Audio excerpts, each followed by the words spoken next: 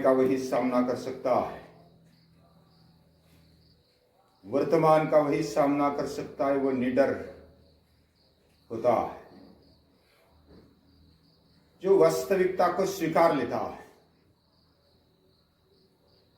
वही समय का सामना अच्छी तरह से कर पाता है।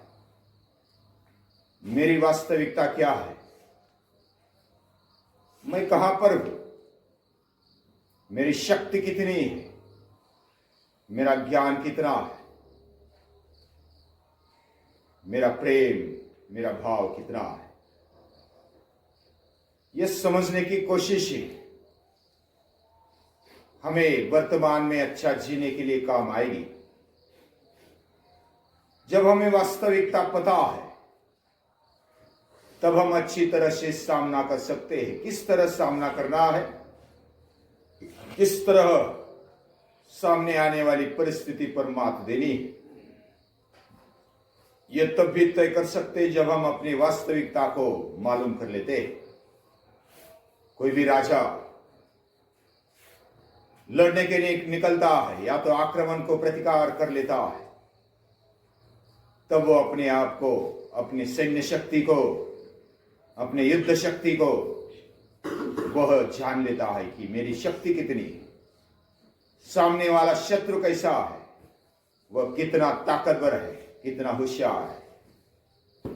उसके ऊपर से वह युद्ध नीति बनाता है। हमारा जीवन भी युद्ध से कम नहीं। तुकाराम महाराज इसलिए बोलते हैं, रात्रंदिन आम्हा युद्धाचा प्रसंग। रात दिन हमें युद्ध का प्रसंग होता है। हर क्षण, हर पल, उठने से लेकर के सोने तक, सोने पर भी हमारा सामना होता है। युद्ध यानी तलवार ढाल से युद्ध करना, यही केवल युद्ध नहीं होता। शारीरिक व्याधि, विकार, मानसिक अलग अलग द्वंद्व, वह हमारे सामने आ जाते और डटकर खड़े हो जाते। कभी प्रलोभन आ जाता है, कभी आह्वान आ जाता है, कभी वाद विवाद खड़े होते, कभी फिसलन भरी परिस्थिति होती, कभी चुप भी बैठना होता है। अलग अलग तरीके से उसका सामना, उसकी परिस्थिति देखकर किया जाता है।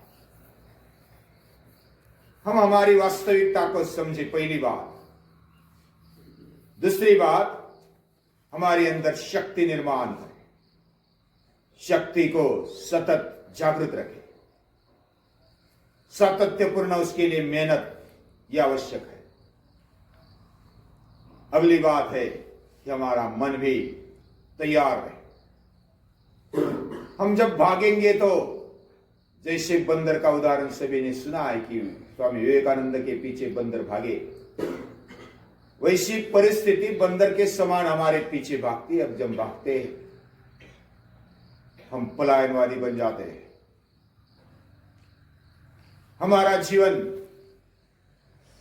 इतना दुर्बल क्यों है, इतने हम पलायनवादी क्यों है, ऐसा खुद पर सोचना चाहिए। हम खुद ही तय करते हैं और हम उसी से भाग जाते हैं।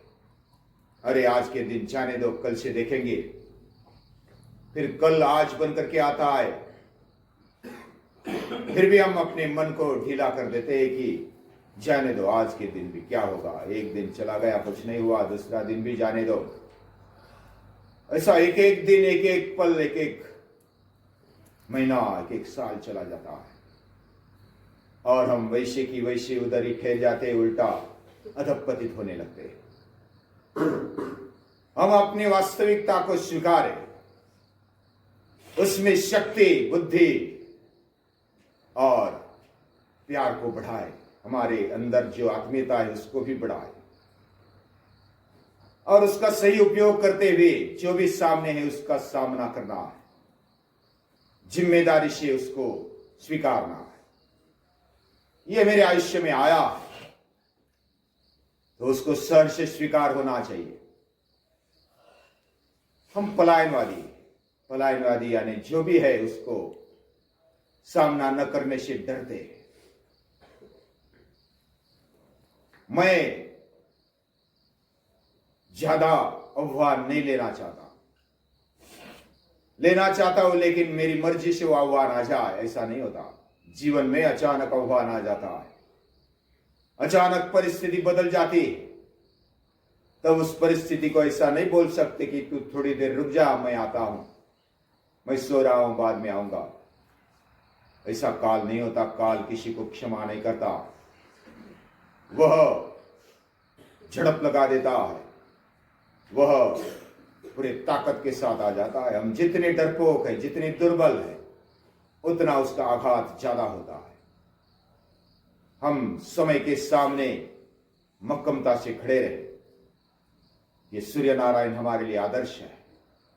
वो सभी परिस्थिति में तैयार है, अलर्ट है। हमारा जीवन भी वैसा ही।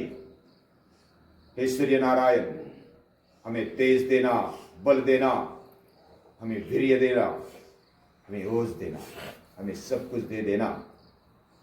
तेरे पास हम मांगते हैं, प्रार्थना करते हैं तुझे बारंबार। नमस्कार।